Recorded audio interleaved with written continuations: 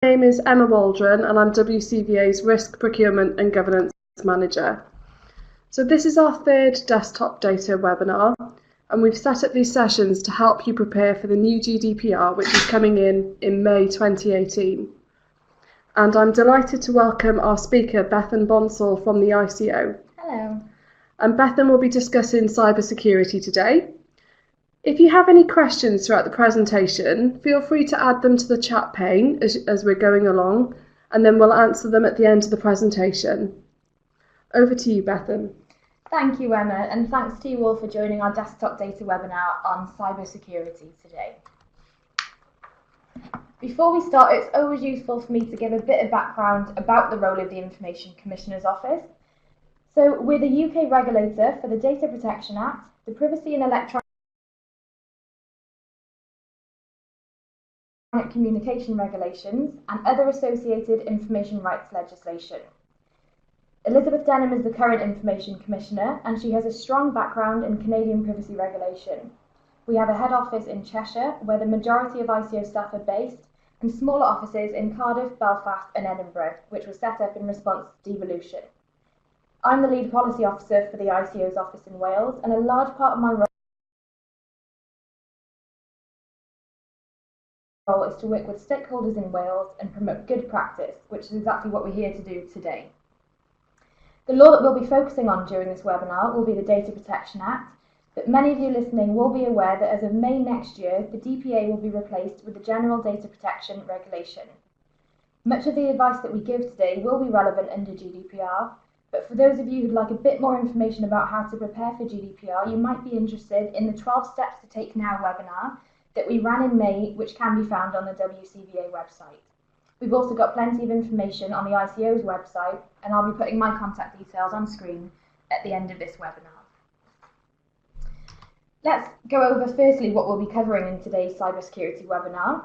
So we'll firstly take a look at the wording of the relevant principle of the DPA that cybersecurity links closely to. We'll then be looking at the areas of your organisation where cybersecurity problems can occur, and we'll be talking through some of the good practice recommendations for avoiding those data protection problems. I'll then be looking at instances where the lack of cybersecurity controls has led to the ICO to take action in the past, and finally, about the guidance that we have available that will help you to meet your obligations under the data protection law. So those of you who are familiar with the Data Protection Act will know that it's based on 8 principles of good information handling practice. These principles range from ensuring that the personal data you process is handled fairly and lawfully, to making sure that it's kept up to date and accurate, and that it's not transferred to certain countries without adequate protection. The most relevant principle when we're talking about cybersecurity is Principle 7, which you can see on your screen there. And that principle requires organisations to take appropriate technical and organisational measures to protect the personal data that it holds. The Act does recognise that there's no one-size-fits-all solution to information security. The security measures that are appropriate for your organisation will depend on your certain circumstances, so you should adopt a risk-based approach to deciding what level of security that you need. So why should organisations worry about information security then? Firstly, breaches involving personal data can cause real harm and distress to the individuals that they affect, but not only that, also to the staff involved in those breaches. The harm caused by data breaches can include things such as identity fraud, fake credit card transactions, and also exposure of the personal information of very vulnerable members of society, for example, witnesses and people fleeing domestic abuse. Of course, not all security breaches have such grave consequences, but even those that are less serious can cause embarrassment or even inconvenience to those involved. Advances in technology have enabled organisations to process more and more personal data and to share that information more easily. Now, this does have obvious benefits if you're collecting and sharing personal data in accordance with the law, but it does also give rise to equally obvious security risks. So during the next few slides, we're going to be looking at the areas where cybersecurity can potentially give rise to data protection problems, and we're going to look at some of the actions that you can take as an organisation to mitigate against these. So the first one is contracts with data processors. Under the Data Protection Act, the organisation that you're representing today as part of dialing into this webinar is likely to fall into the definition of what we call a data controller.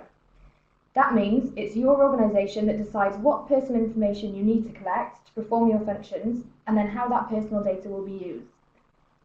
It's the data controller that is responsible for complying with data protection laws, but sometimes an organisation might engage what we call a data processor to process personal information on its behalf. Using a data processor doesn't mean that you can pass on your responsibilities under the law. Instead, under the DPA, it's the data controller who is liable for the actions of its processors. An organisation that thinks its level of cybersecurity is good must be aware of the importance of selecting a data processor that offers equally good cybersecurity standards, in addition to more general data protection compliance. So when engaging a data processor, the data controller must have a written contract in place with the processor, and that contract must require them to comply with the 7th principle of the DPA, so the principle that we saw on the screen in the previous slide. The contract should also include more specific security measures that you require them to take, and you should also check that those measures are in place at appropriate intervals. The controller should also ensure that you've given specific processing instructions as to what they should do with that data. And in terms of cybersecurity, the use of data processors is relevant to almost all organisations dialing in today, not least because more and more of you are moving to cloud computing solutions to host personal data that you hold. So many of you dialing in today will have already moved your data to the cloud, and large numbers might be considering a move towards it. There are a broad range of services within an organisation that might be hosted by the cloud, and these include but aren't limited to HR and payroll systems, customer management systems, and finance and accounting systems. When deciding whether you should move to the cloud, you should remember that the use of a cloud service should not reduce the overall level of security that you would expect if you were processing the data yourselves. In some cases, moving data to a cloud service could actually lead to an improvement in some types of security. A small business or sole trader will benefit from the increased physical security measures that a cloud provider will have in place. However, you must be aware that not all of the security risks will be reduced, as you may be presented with some new ones. Before deciding whether to move towards cloud computing, or deciding which provider to use, you need to make an assessment as to whether that cloud provider is right for the purpose you're considering. As part of this assessment, think about the types of services that the cloud provider will offer. Think also about the types of data that you'll be storing in the cloud. So you might think that storing things such as emails in the cloud poses quite a low risk to the organisation, but stop for a moment and just have a think about the potentially sensitive information that some emails include, and whether that's in the email body or in an attached document to that email. Think about staff training too. Using a cloud service means that it's potentially easier for employees to gain access to your personal data and the company's personal data outside of the office. To summarise this slide, it's really important to remember that whilst cloud computing can be a benefit to organisations, you need to ensure that the security of the personal data you're moving to the cloud is secured in a way that you would secure if you were processing that data yourself. And our cloud computing guidance for organisations, which is available on our website, does contain really useful information about the use of the cloud and how it does interact with the Data Protection Act. Another area which is really important not to neglect is the devices that your staff use to carry out their roles, so things such as iPads and laptops, etc. Allowing staff to bring their own devices to work can help save costs and allow staff to work remotely and more flexibly. However, it also means that employees do have access to the personal data that you're responsible for on their own personal devices. There's a potential for personal and business use of that device to become blurred, which can have quite big data protection implications. If you are considering implementing bring your own device or BYOD ways of working, consider what type of personal data staff will have access to on their devices. Make sure you have a policy in place that informs staff about what their responsibilities are when using their own devices for work purposes. Having a policy is not enough to ensure compliance. As with any staff policy, regular checks to ensure that staff are actually adhering to it are equally as important. Guidance should also be given to staff about the use of things such as public Wi-Fi on their devices. So some Wi-Fi connections found in public spaces might not offer the same level of security as those found in the workplace.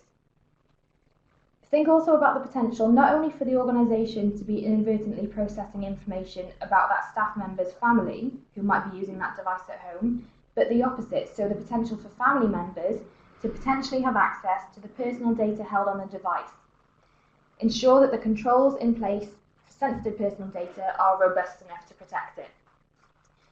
And our Bring Your Own Device or BYOD guidance addresses the above issues in more detail and more kind of information that your organisation needs to consider. Another closely linked issue to that of BYOD is the issue of allowing staff to work from home and also away from the office. Now again, this has benefits ranging from things such as saving office space to increased staff morale and an improved work-life balance. However, allowing staff to work from home or remotely should not compromise the information security of the data you hold. Putting the use of devices to one side, it's important to think also of the security of paper documents on an equal footing to that of information contained on electronic devices. So think about the documents that employees take out of the office and whether they're permitted to do this. Is there a policy which governs this? And how do you audit and document the fact that staff have read those relevant policies? Coming back to electronic devices, think about the safety and security of those devices being used by staff when working away from the office. What are staff instructed as to the transfer of those devices from home back to the office or on public transport, etc., so trains, buses? The security software, such as anti-malware and antivirus software that's protecting those devices, need to be kept up to date. Devices being used by home and remote workers should not be treated any differently to those being used by staff in the workplace. Moving on now to the importance of encryption in order to reduce the risk of cybersecurity threats. So, at its most basic definition, encryption is a means of ensuring that data can only be accessed by authorised users. Typically, a strong password is required to unlock the data, and encryption can come in many different forms, and it also offers protection under a number of different circumstances.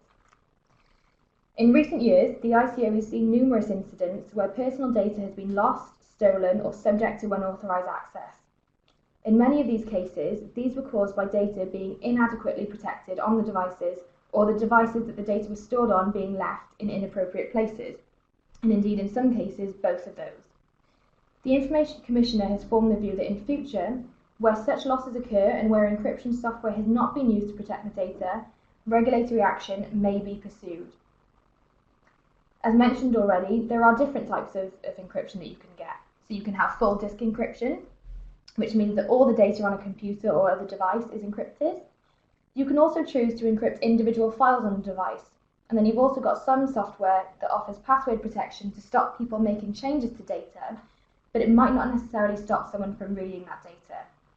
So it's really important to know exactly what protection you're applying to that data. Organisations should consider encryption alongside other technical and organisational measures, taking into account the benefit and the risks that it can offer. So this slide is just a quick overview of encryption. The ICO's website does have more detailed guidance on the topic, which can be found if you just enter the word encryption into the search bar on the top right-hand corner of our website. Now, speaking of websites, an area that does have the potential to be overlooked by organisations is actually the information that's contained on your website. So ask yourself, is your website doing what you expect it to do with personal data, or is it doing instead something that you're not aware of? Most modern websites use what we call a content management system.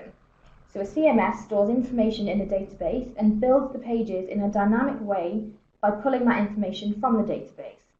So there's a lot of information that's going between the web server and the database, and that includes personal data in a lot of circumstances. So it's possible that information being collected about users is being stored in that database in a manner in which you wouldn't expect, or perhaps a manner that you might have forgotten about. An example would be if you had an old competition on your website, or perhaps a contact us section of your website, which is storing data for longer than you'd expect, or in a manner with which you wouldn't expect. It could also happen when using staging sites, so perhaps you're testing out a new feature of your website.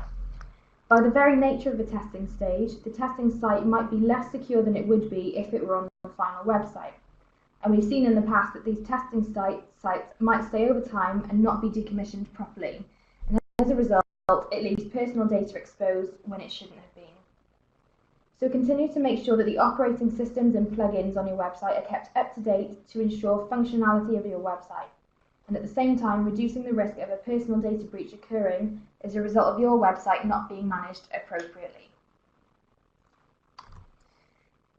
Now, the final area where cybersecurity does have the potential to be threatened is one that some organisations might be surprised at, and that's the risk created by your own staff.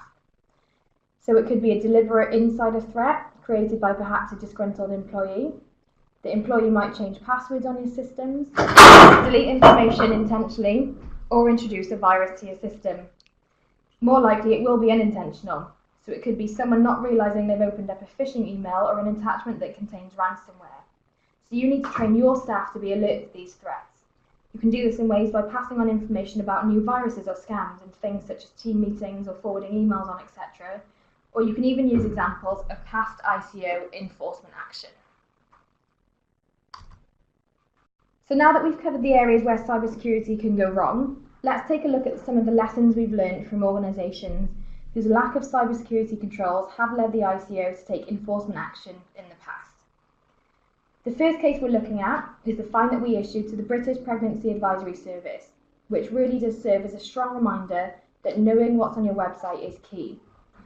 So the BPAS assumed that a callback function it had on its website sent an email to the office. Over 5 years, the details of almost 10,000 people requesting callbacks were stored on their CMS, which you might remember stands for Content Management System. The BPAS failed to ensure that administrator passwords were securely stored, nor did it carry out any security testing of its website to detect vulnerabilities. There were also no written contracts in place with the two companies involved in the website, when there should have been, as these were acting as data processors. So all of these security flaws led to a hacker being able to use an automated tool to access the website's CMS. This hacker actually opposed abortions and threatened to publish the personal data of those requesting callbacks, but he was fortunately arrested before he could do so. The point is, the hacker should not have been able to access that data in the first place, and for that reason, we had to issue BPAS with a fine of £200,000.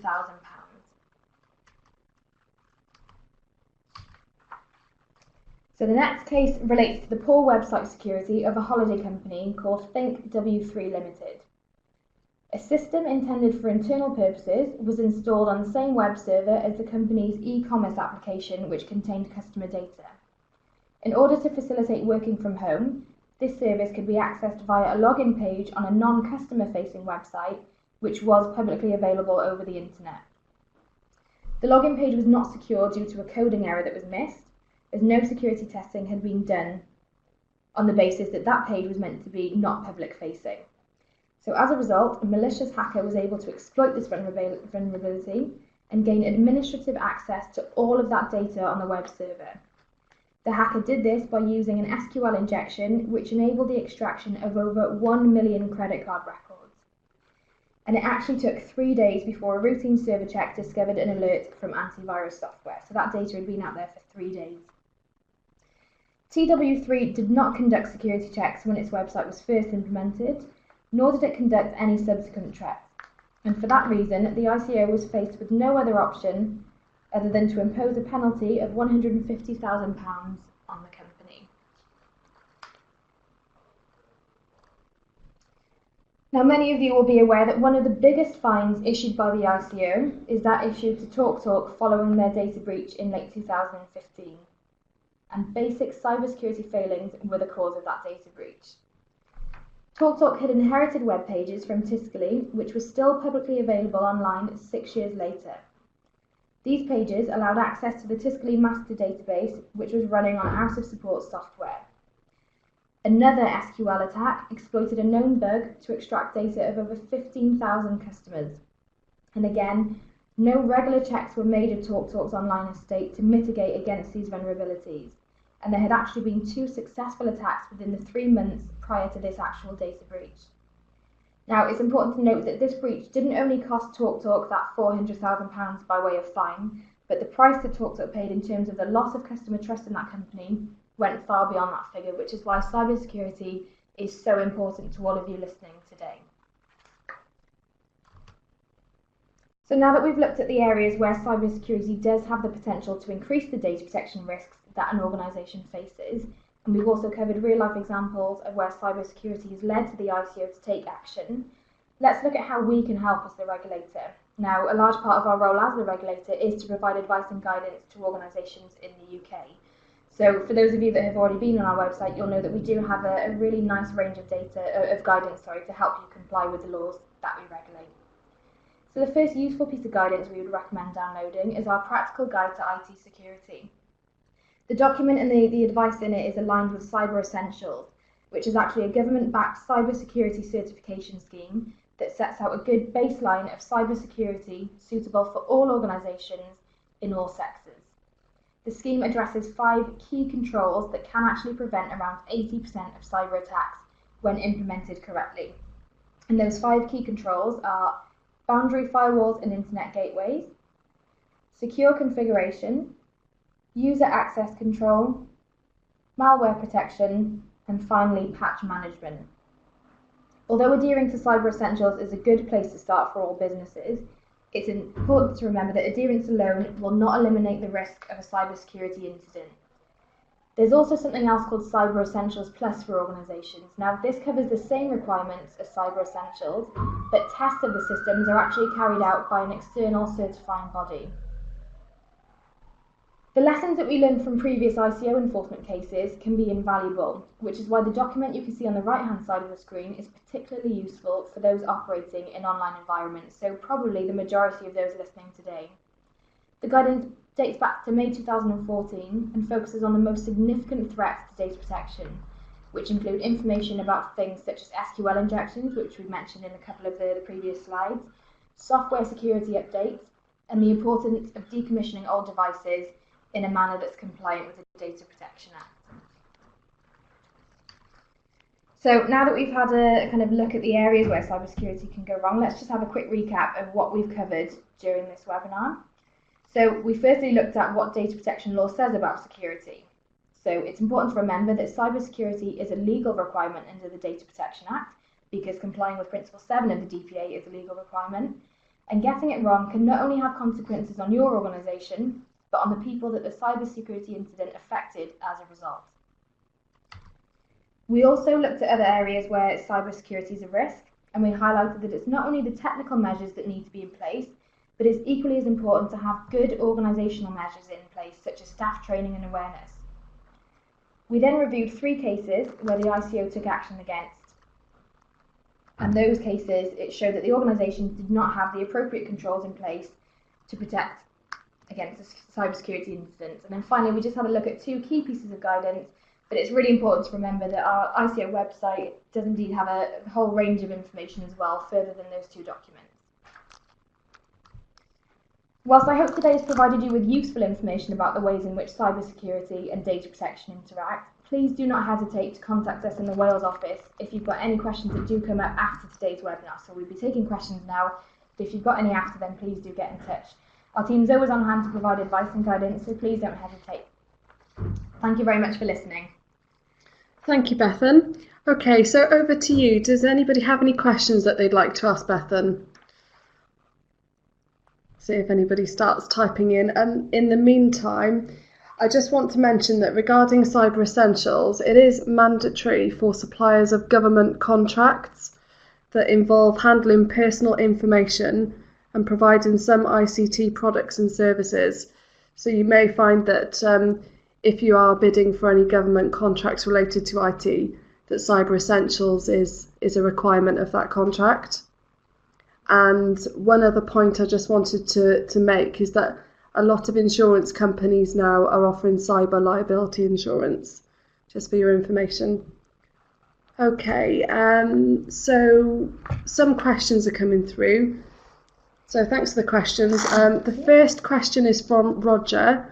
For non-technical people, how do we ensure our provider is secure enough? Okay, so I'm exactly the same, Roger. I'm not a very technical person, but I found that the ICO's guidance on cloud computing was a really useful starting point in terms of what you need to look for in a kind of appropriate and suitable cloud provider.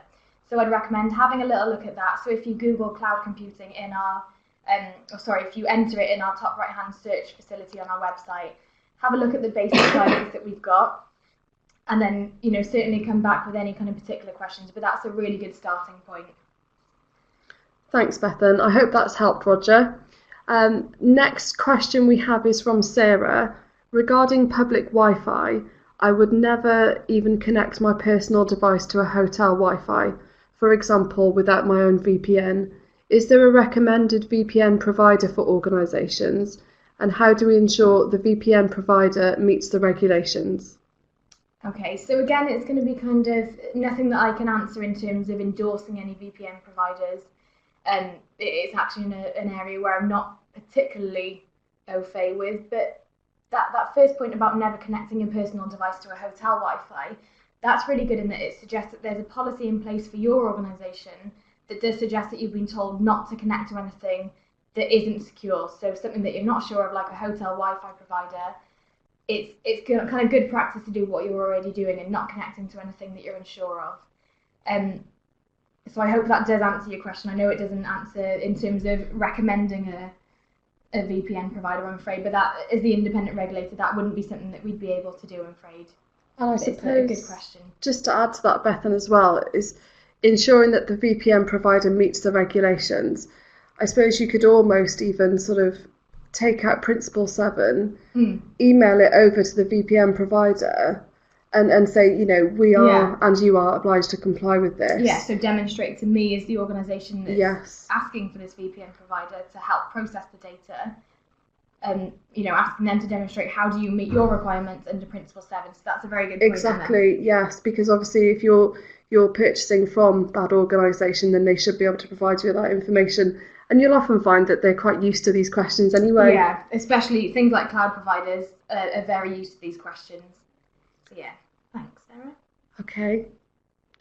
Okay, thanks, Sarah. Brilliant. Any more questions from anyone then? No, doesn't seem to be anything coming through. Okay. Oh, sorry, there's just one more. Okay, so from Becca, for cloud computing, would you always recommend UK-based or is EU-based okay? When we talked about the 8 principles of the Data Protection Act at the beginning, Principle 8 is actually that information shouldn't be passed outside of the European Economic Area unless it's got adequate protection. So there's not a block on sending information to a cloud provider that would be based outside of the European Economic Area, but you would have to make sure that that country, so that destination country that that cloud provider was based in, does afford that data the kind of appropriate safeguards that you would expect it to have if you did opt for a UK-based or an EU-based cloud provider. So I hope that answers, Becca. That's a good question. And there's also the EU-US Privacy Shield as well, which is probably a good point to bring that up, because a lot of the cloud computing is potentially could be saved in the US, but there is the EU-US Privacy Shield. So that there are ways of choosing organisations that are based outside of the UK and indeed outside of the EEA. And so as Emma said, that EU-US Privacy Shield is one option of a few. Okay. A couple of other questions, guys? Yeah, we'll just wait for some questions. So from Becca, if you have taken all reasonable steps and you still get hacked, would you still get fined? So one of the kind of threshold for us taking enforcement action, and I should point out that it's not just civil monetary penalties that we can issue. There's other enforcement powers available to us, and it's not always that monetary penalty route that we would go down. Often the fines are in cases, all of the fines are in cases when that organisation ought to have known that there was a likelihood of that breach occurring. So like with the TalkTalk example, they didn't even know that that kind of Tiscali area of their website was still active and still accessible. So because they should have taken those basic cybersecurity checks to ensure that they knew exactly what was on their website, that's why we had to take enforcement action in that case. So, if you've taken all reasonable steps and you can demonstrate to us, what you had in place to ensure that something didn't happen, then it's not always the case that an organisation would get fined. But it's something that I can't say yes or no, because every kind of breach is very based on its own merits, and that's why our investigations are so thorough, and they do take a lot of time to work out, how did it go wrong, what was in place to prevent this, and then that kind of, our decision comes out of all that information. Okay, thank you, Bethan. And so, Alan, will this webinar be available to recap at a later date? Yes, Alan, it will. We always publish our desktop data webinars on our website, so we will make sure that we get that link out to you, but it is available on the website as a recording of this exact webinar. Okay, so Sarah, what is best practice for using third-party UK-based services for your website without blindly trusting that the developer keeps the service secure? Okay, so it's all to do with that kind of data controller, pardon me, and data process relationship. So you wouldn't blindly trust an organisation. If you were trusting them to process data that you hold, so you're engaging a data processor, you would need to make appropriate checks to ensure that they are complying with data protection law. So in terms of best practice, I mean, we've got really good advice and guidance on our website about the kind of information governance considerations around using a data processor. So in terms of best practice, it would be making sure that you are using one that does then offer you compliance with the Data Protection Act. Yeah, and I suppose as well, in terms of managing that contract and that relationship, it's checking with that supplier to make sure that they are complying on a regular basis. That's a good point, and I think in one of my earlier slides I'd said it's not just checking at front and then neglecting that relationship. It's about making checks at appropriate intervals, so as things change. But yeah, it's a good question. Thank you. Thank you. Okay, and Deborah, in the webinar recording that will be put online, will there also be a transcript for any of the technical bits that were hard to hear or to grasp? Okay, sorry if any of the bits were hard to hear, Deborah. Yes, that's something that we can consider doing. Yeah, no problem. That's absolutely fine. Okay, doesn't look like there's any more questions. So our next session is on privacy notices and is on the 22nd of August at midday. And as always, if there are any topics that you'd like